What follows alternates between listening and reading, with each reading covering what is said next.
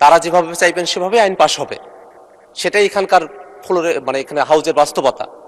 কিন্তু যে দুইটা আইন পাশ করা হলো এবং যে জনমত যাচাইয়ের জন্য এবং প্রস্তাবগুলো উত্থাপন করা হয়েছিল, যিনি সদস্য আছেন তিনিও এই আইনগুলোর বিষয়বস্তু কি তার বক্তব্যের সময় সেই বিষয়টা তিনি উল্লেখ করেন নাই। বিষয়বস্তু হলো যে এই যে সিকিউরিটিজ অ্যান্ড এক্সচেঞ্জ কমিশনের যে আইনটি এবং এই যে বীমা কর্পোরেশনের যে আইন, দুইটা আইনের বয়সের যে বাধ্যবাধকতা ছিল সেই বাধ্যবাধকতাগুলোকে উঠিয়ে নেওয়া হয়েছে। বিলের দিকে তাকালে মনে হয় যে খুবই সংক্ষিপ্ত একটা কথা, যে কমা সেমিকোলন তার পরিবর্তে দাড়ি প্রতিস্থাপিত হবে, শর্তগুলো বাদ যাবে, দেখে মনে হয় যে যেন বা এখানে কোনো কিছুই হইতেছে না। কিন্তু বাস্তবতা হলো এই যে সিকিউরিটিজ অ্যান্ড এক্সচেঞ্জ কমিশন, সেখানে 65 বছরের একটা বাধ্যবাধকতা ছিল চেয়ারম্যান এবং সদস্যদের ক্ষেত্রে, এবং বীমা উন্নয়ন ও নিয়ন্ত্রণ কর্তৃপক্ষ সেখানে 67 বছরের একটা বাধ্যবাধকতা ছিল। বিষয়টি হলো মাননীয় অর্থমন্ত্রী তার বক্তব্যে বলেছেন যে যোগ্য লোক নিয়ে আসা দরকার, দক্ষ লোক নিয়ে আসা দরকার, এই কারণে বয়সের বাধ্যবাধকতা তারা উঠিয়ে দিচ্ছেন। প্রশ্নটা হলো যে এটা কি কোনো ব্যক্তিকে মাথায় রেখে এটা করা হচ্ছে নাকি একটা পলিসিকে মাথায় রেখে এটা করা হচ্ছে? আমাদের যেটা ধারণার বিষয়, যেভাবে বাংলাদেশ ব্যাংকে একটা নিয়োগ হয়েছে সেভাবে যদি কোনো বিশেষ ব্যক্তিদেরকে মাথায় রেখে এই আইনে বয়সের যে বাধ্যবাধকতা ছিল সেটাকে যদি উঠিয়ে দেওয়া হয়, তাহলে মাননীয় মন্ত্রী যেমন দক্ষ এবং যোগ্য লোকের কথা বলেছেন সেই জায়গাটাতে কিন্তু একটা কন্ট্রাডিকশন তৈরি করবে। আইন পাশ হয়ে গেছে, কিন্তু আমরা বিরোধী দলের পক্ষ থেকে আমাদের কনসার্নগুলো এখানে জানিয়ে রাখছি এই কারণেই, কারণ বিএনপি সরকার 2001-এ যখন ক্ষমতায় এসেছিলেন, তারা তত্ত্বাবধায়ক সরকারের নিজেদের মতো করে উপদেষ্টা বাড়ানোর জন্য প্রধান বিচারপতির বয়স যখন 65 থেকে 67 করেছিলেন, তারপরে একটা দীর্ঘ ভোগান্তি জাতিকে আমাদের পোহাতে হয়েছিল।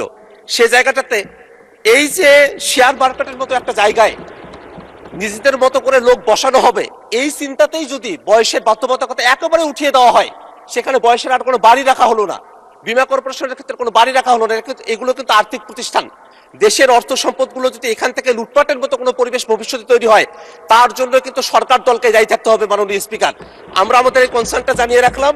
আমরা চাইবো যে সরকার যেভাবে বলেছেন সৎ এবং যোগ্য লোক, দক্ষ লোক, সেই কি পরিমাণ সৎ এবং যোগ্য এবং দক্ষ লোককে সেই প্রতিষ্ঠানগুলোতে সামনে নিয়োগ দেওয়া হবে, আইন তো পাশ করা হয়েছে, সেটা দেখার অপেক্ষায় জাতীয় অপেক্ষা করছে। মাননীয় স্পিকার, আপনাকে ধন্যবাদ।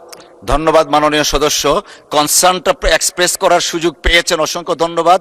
এই ব্যাপারে মাননীয় অর্থমন্ত্রী আপনি কিছু বলার থাকলে বলতে পারেন প্লিজ। আমার মনে হয় মাননীয় স্পিকার, আমার বক্তব্যে আমি পরিষ্কার করেছি এই বিলগুলো কেন আনা হয়েছে, পরিষ্কারভাবে বলা হয়েছে।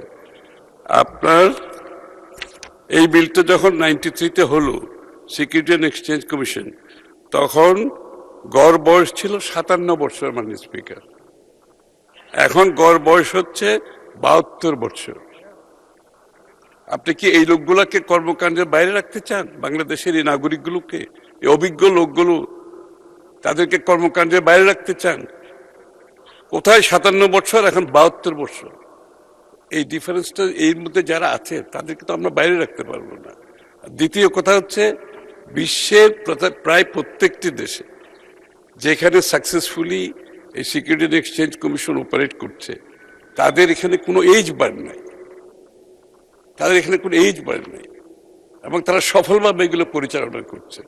এবং এখানে যেখানে যোগ্যতা অভিজ্ঞতার প্রশ্ন থাকবে, এই সমস্ত প্রফেশনাল অর্গানাইজেশনে আপনি এজ বার দিলে আপনি একটা লিমিটেশন করে দিচ্ছেন যোগ্য ব্যক্তিদের কাজ করার ক্ষেত্রে।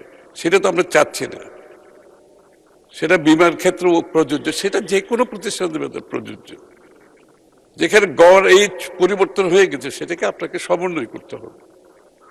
বাংলাদেশের আগামীর অর্থনীতির যে নতুন প্রেক্ষাপট সৃষ্টি হচ্ছে, এখানে আপনার যোগ্য দক্ষ ব্যক্তিদের যদি আনতে চান, আপনাকে এগুলোকে মাথায় রাখতে হবে। এখানে ইমোশনের কোনো সুযোগ নেই। This is a professional job, এবং একটা ইকোনমিকে প্রফেশনালি চালাতে